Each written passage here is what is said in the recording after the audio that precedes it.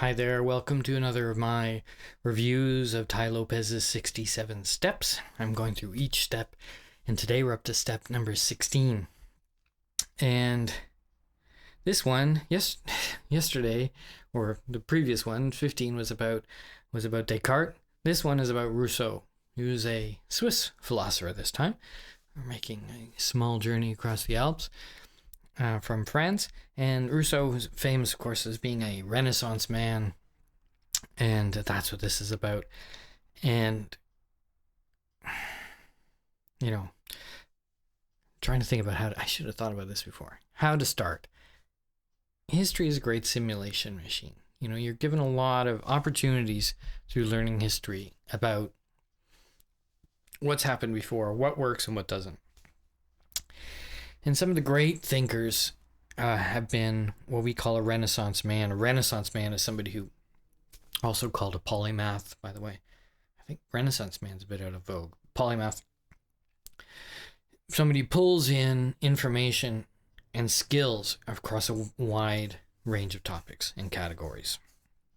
Rousseau was one. Da Vinci, of course. Karl Marx was one as well. And, being a Renaissance person, in not just the term, but being actually a Renaissance person, a polymath is kind of out of style now. Social bias is all about the entertainment or sex appeal or whatever it is. It's not so much about the brain.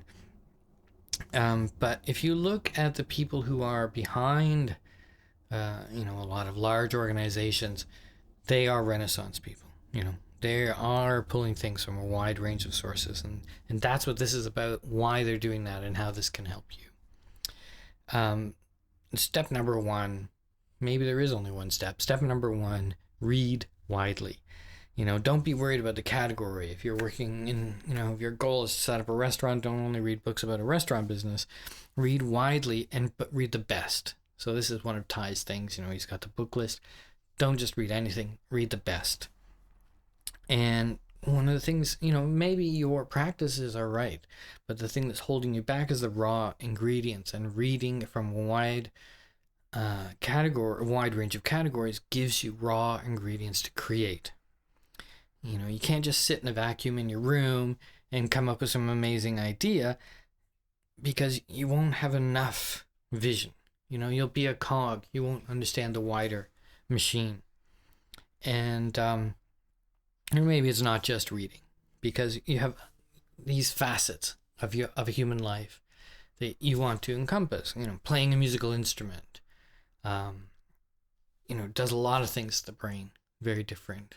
I've been a musician. I've been playing music, since I was 3, I think, like that. So, learning to play a musical instrument, I think, is a great resource for somebody.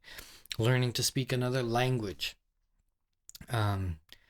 I've lived in a lot of different countries in the world. Of course, you have to pick up, I'm not fluent, but you have to pick up other languages. Learning to speak other languages, again, very important for the brain and perspective. Because from languages, of course, you have travel, or you have integrating, or not integrating, but meeting people from different cultures, integrating their ideas into yours. Learning about history, global history. I remember being at a party one time, embassy party or something, and so this couple was from Texas, and they said their kids have 2 history classes, which I thought was amazing. And they said, one was American history and the other was Texas history. That's not going to do it for you, okay? You need to learn about global history. Something goes back greater than 200 years. Something, there's a whole thousands and thousands of years you should have some understanding of what happened, art, architecture, literature, geography. Tai tells a story about going out on a date with a girl who didn't know where Miami was. She thought it was in California. Geography. Geography leads on to politics. Geopolitics. Very important throughout human history. Geography has contributed so much to why things are. Religion, and you're saying, okay, if there's anybody watching this video, you're sitting back and saying, why am I going to do all of this stuff? And there's two reasons that I can see, and that Tai also talks about.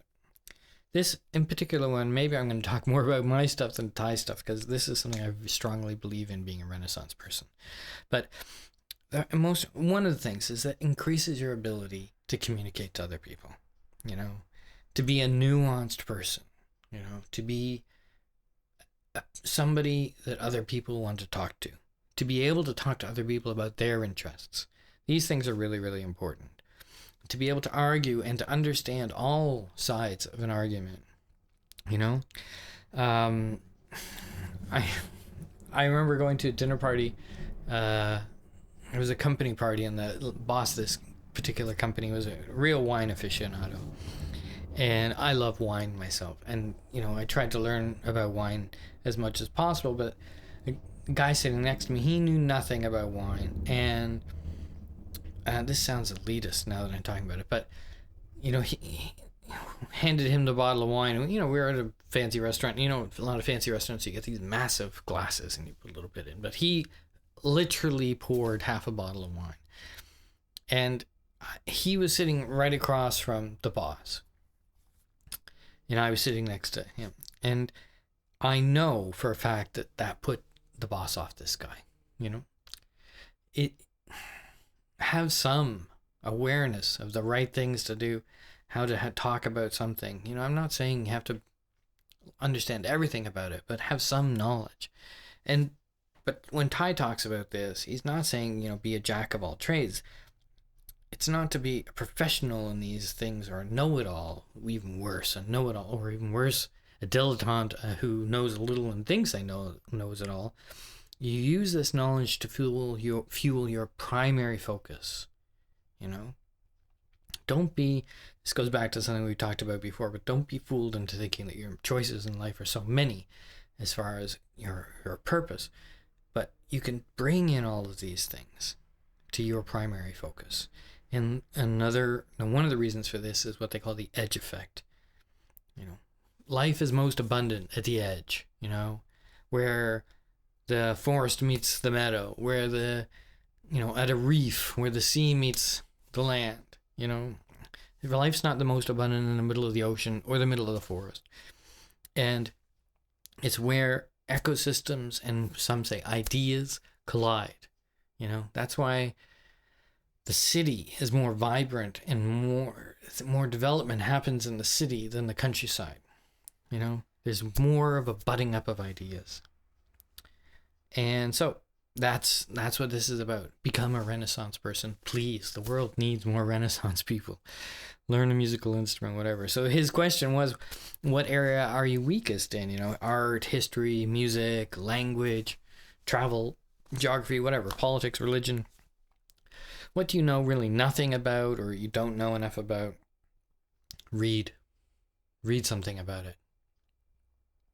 You'll be surprised at how reading about something seemingly totally unrelated will give you an idea to something that you're working on. Anyway, so that's step number 16. I hope you enjoyed it. This is one that really gets me excited. And I will see you soon. Next one coming up soon. Bye.